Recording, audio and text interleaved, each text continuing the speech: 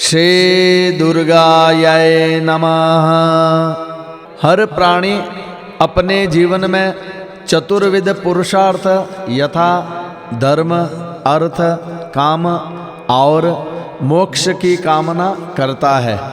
विशेषकर सुख, शांति और भय मुक्ति हेतु श्री दुर्गा माता के इन 32 नामों के स्तोत्र के नित्य पाठ अथवा श्रवण मात्र से प्राणियों के सभी इच्छित कार्य सिद्ध हो जाते हैं। अथ श्री दुर्गा द्वात्रिंशन्नामावली।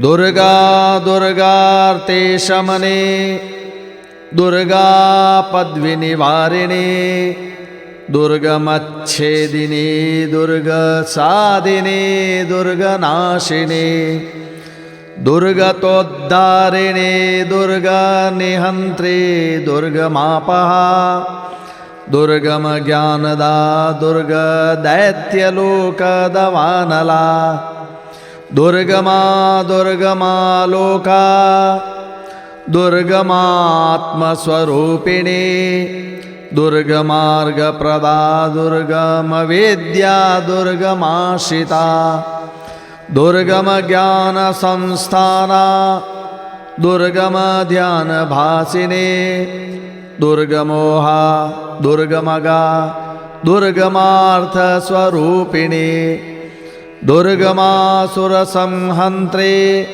दुर्गमायुधधारिणे, दुर्गमांगे, दुर्गमता, दुर्गम्या, दुर्गमेश्वरी, दुर्गभीमा, दुर्गवामा, दुर्गवा, दुर्गधारिणे।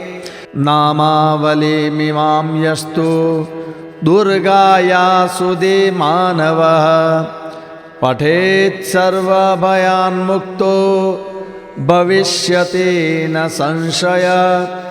शत्रुभिः पीड्यमानो वा, दुर्गबन्धगतोऽपि वा, द्वात्रिंशन्नाम पाठेन मुच्यते नात्र संशय। इति श्री दुर्गा द्वात्रिंशन्नामावली।